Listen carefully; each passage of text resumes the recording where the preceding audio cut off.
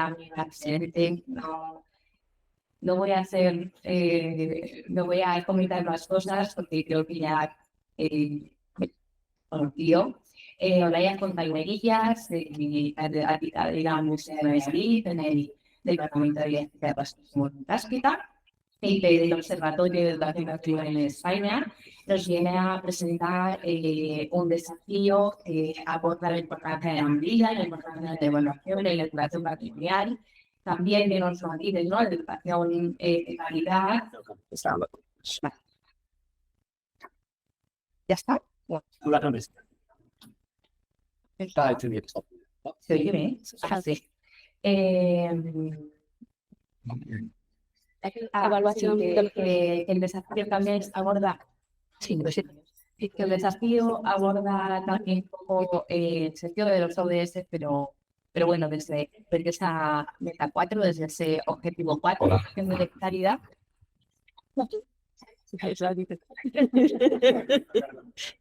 Está partida de...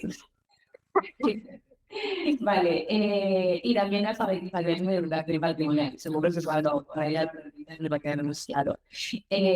Bueno, como decía, un montón de proyectos, directora también de la unidad de investigación consolidada UIS, reconocida por el Fondo de Castilla y León en 2021, coordinadora de educación patrimonial de IPA y pedrinólogo de la red de 2014, también participando en un grupo de investigación de la Universidad de París Descartes, numerosos másteres, numerosas publicaciones, y vamos ahora paso a este desafío y te voy a compartir el...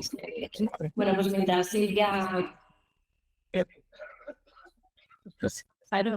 Mientras Silvia va cargando la presentación, quería dar las gracias a, bueno, no solamente a Silvia, especialmente porque he tenido la suerte de compartir una parte de su trayectoria, sino a Luisa Pilar Rivero, que es una compañera que admiro de forma particular, y también a mis compañeras de mesa, porque me siento muy afortunada de conoceros en algún caso y continuar compartiendo mensaje a vosotros, a todas nosotras y vosotros, por compartir esta edad. Bueno, en el contexto en el que hemos estado trabajando, coordinadas por Silvia, pues, y pensando en desafíos, quizá me he ocupado de uno que no nos suele gustar mucho, quizá, no sé, pero que voy a tratar de, no sé, no sé si simplificar el exceso, pero de cara a un, bueno, pues a este contexto, ¿no? Que es un contexto hablado y reflexivo, no por tanto escrito, ¿no? Entonces, casi comparto algunas de las preguntas pues, que yo me he hecho y incluso pues, os voy a mostrar un ejemplo, un pequeño ejemplo de cómo lo hacemos nosotros, pero veréis qué contexto lo cuento, ¿no?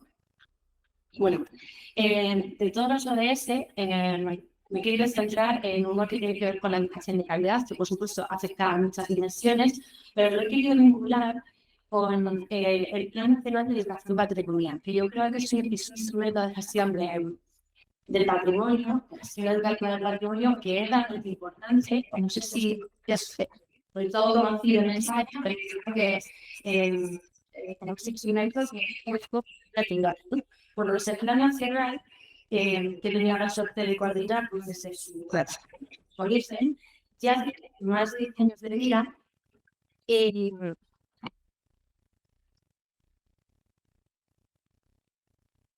Y ahora se me oye, no, sí. Y en ese, bueno, pues después de estos 10 años de existencia hemos podido reflexionar, y veréis por qué digo que esto es importante, porque han pasado muchas cosas en estos 10 años, ¿no?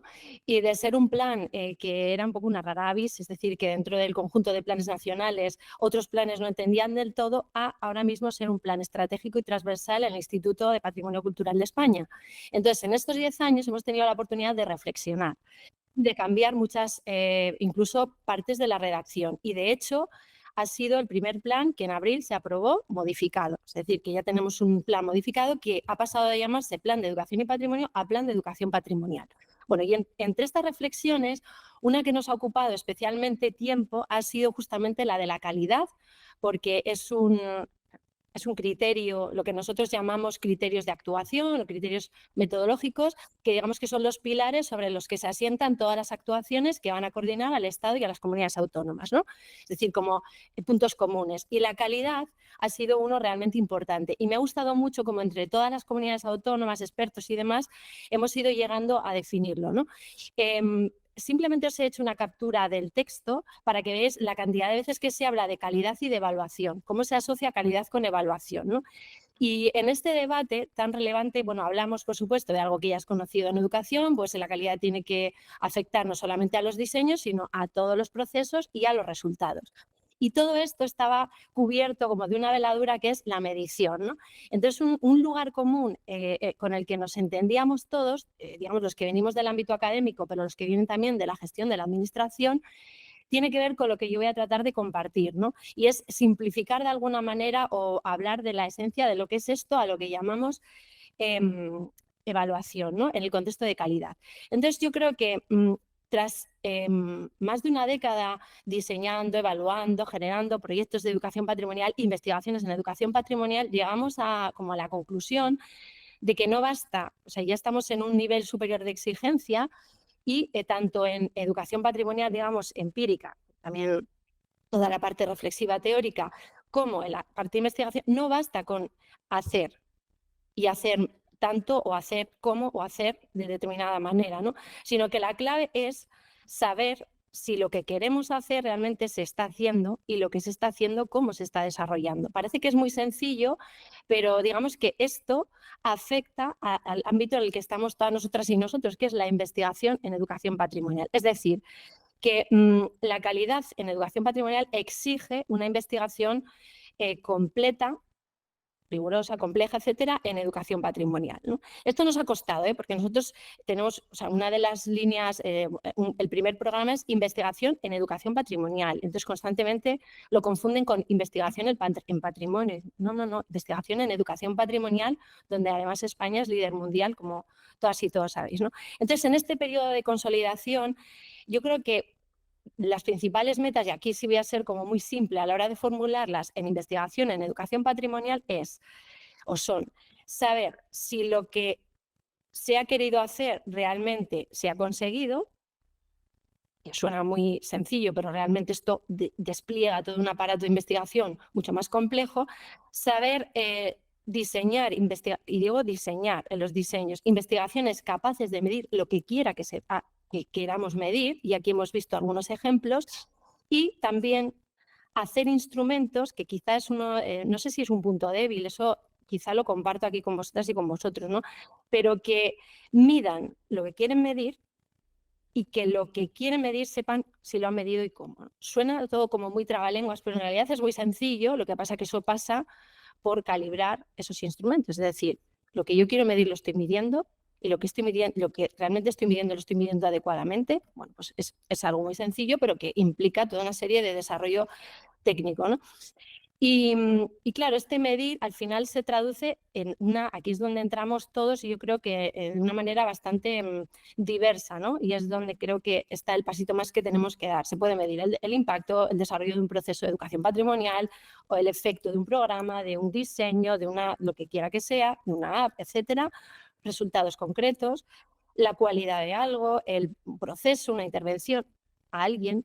Es que hay muchas cuestiones que se quieran medir. Es decir, para mí lo importante es que tengamos muy claro qué es exactamente lo que queremos valorar, medir, recoger y sobre todo el cómo. Yo creo que aquí es donde quizá a veces yo me he encontrado con diseños que lo que quieren medir no están desplegando metodológicamente quizá de la forma más adecuada para conseguirlo, ¿no? Es decir, que el cómo se ajuste al qué, ¿no? Y yo creo que aquí es donde caemos todos, desde un diseño basado en las artes hasta un diseño experimental, cuasi experimental. ¿Por qué no? Porque no van a tener todos estos enfoques cabida, ¿no? Simplemente tienen que ser capaces de recoger, de medir, de calibrar lo que queremos, ¿no? Entonces, bueno, esta sería un poco la breve introducción. Yo creo que el campo nuestro, en el que estamos todas y todos, la investigación en educación patrimonial, es más grande cuando sepamos cómo y seamos capaces de ir avanzando en distintas formas de abordar el conocimiento e incluso de generar distintas formas de conocimiento, ¿no?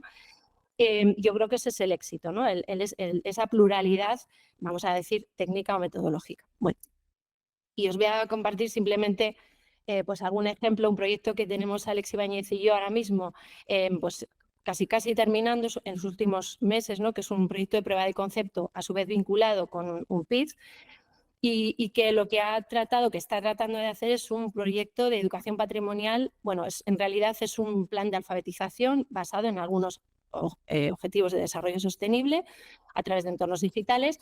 Y aquí es donde voy. Nosotros veníamos de un proyecto en el que habíamos diseñado una serie de instrumentos, que ahora os muestro rápidamente, y lo que hemos tratado es, con estos instrumentos, tratar de generar determinados materiales o de dirigirnos a ciertos colectivos del ámbito rural, el ámbito de las mujeres, bueno, distintos aspectos, y a su vez generan nuevas necesidades que en un nuevo proyecto nos van a, todo el día, bueno, que nos van a generar la posibilidad de nuevos instrumentos. Yo creo que casi os lo muestro con un poco de pudor porque abarcamos muy poquito. Creo que en ese sentido hemos aprendido a ser cada vez menos, no sé si grandilocuentes o ambiciosos, yo creo que mi compañero Alex lo comparte, sino a centrarnos en pequeños foquitos e intentar hacerlo de una manera, bueno, pues intencionalmente, bueno, rigurosa, ¿no? Yo creo que ese es un término del que no tendríamos en ninguna forma de investigación que abandonar. Bueno, el método rápido bueno, lo que hemos llamado método EPE, pues básicamente lo que, fijaos, partíamos hace pues, década y media, ¿no? De buscar y localizar muchísimos programas de educación patrimonial, inventariarlos e ir generando estándares como coladores, ¿no? Que pudieran ir filtrando aquellos programas que desde un punto de vista educativo, desde criterios de calidad, fueran más rigurosos, atendiendo a estándares pues, nacionales, internacionales, etcétera. Entonces nos íbamos quedando con los más relevantes y después a estos centrábamos el foco en estudiar esos casos en profundidad. Y después pasamos de medir programas a medir aprendizajes, ¿no? En esos casos vamos a centrarnos en cómo medir aprendizajes. Y eso nos creó la necesidad de diseñar instrumentos para medir aprendizajes.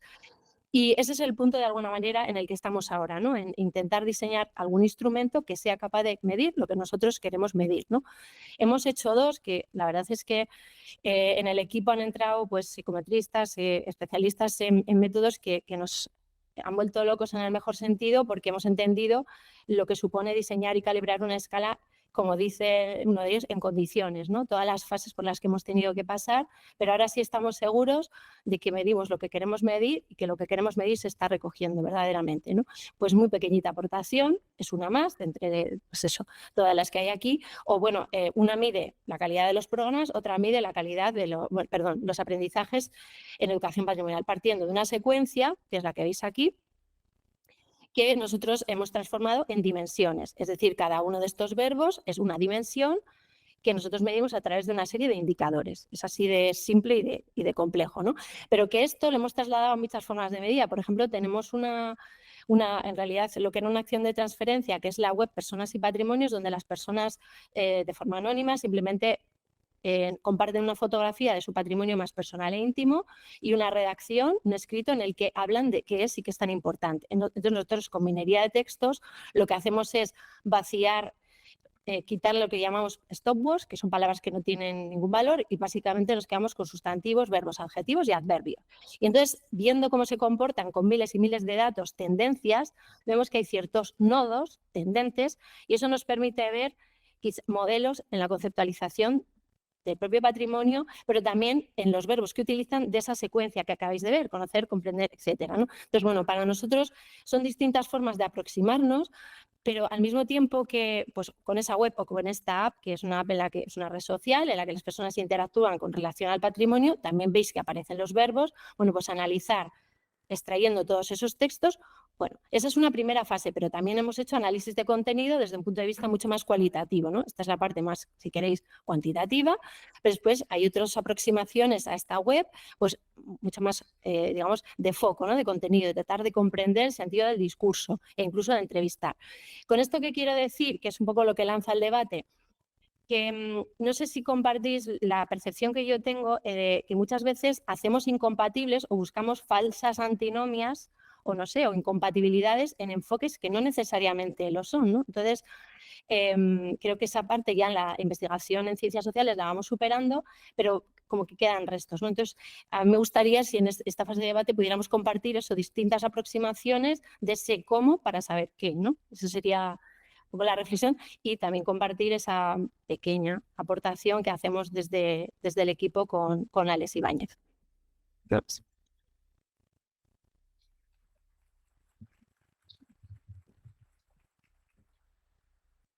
Bueno, pues muchísimas gracias. Personalmente, bueno, y por implicación, claro, pienso que la evaluación es un ítem sumamente necesario en cualquier diseño y creo que también estamos un poco a falta de ello, porque muchas veces nuestros propios alumnos, ¿no?, en formación nos dicen, vale, la educación patrimonial está genial, nos has convencido de que esto se puede hacer y que es interesante y que lo vamos a implementar, pero ¿cómo medimos? ¿Cómo evaluamos? Porque claro, al final, como todos, necesitamos casi recetas, ¿no? Necesitamos claves, necesitamos saber cómo verdaderamente llegamos a saber que lo que estamos planteando, que lo que estamos implementando es certero, es óptimo, funciona, tiene calidad. Entonces, bueno, yo creo que también esta vía es necesaria y de agradecer.